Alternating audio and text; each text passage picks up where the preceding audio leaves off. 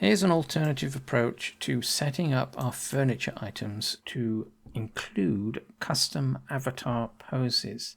So ordinarily, when we are setting up our furniture item, we position the seat node where we want the avatar to appear, and then make any adjustments to the capture picture and the handle nodes. If we were going to be making a furniture item that had standard poses, so that's the sitting or standing pose, we would need to do this. But for custom poses, we don't. Because what we can do is drop all the seat nodes into the same location.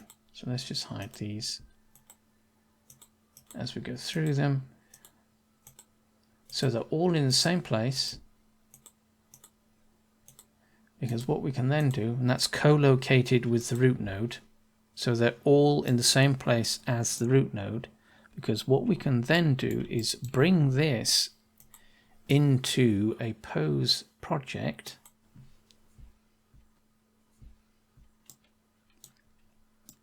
So we've brought in the furniture item itself, the root node, and the seat nodes, which are all co-located in the same place, so essentially grid center.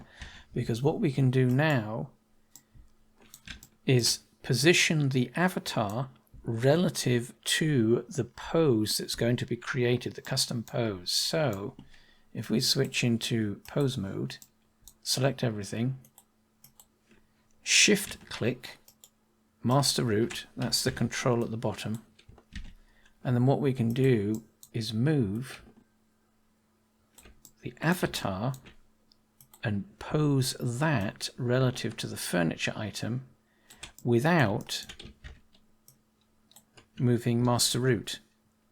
So essentially the avatar's position relative to the furniture item is relative to the pose that's created. And that basically means we don't have to then worry about making sure that the avatar is positioned correctly relative to the seat node, and we don't have to worry about making sure that the seat nodes are orientated in the correct, air quotes, in the correct direction. So for example, because we've turned the avatar to face the box, we would likely have needed to position the seat node in the same place and pointing in the same direction. By doing this, we just avoid having to do all of that, and it doesn't make any difference because the setup is relative to the avatar's pose, not the object. That is, so if we drop out of pose into object mode, not the position or the location of the rig, the control rig, the skeleton, as an object. So we're using poses to position the avatar.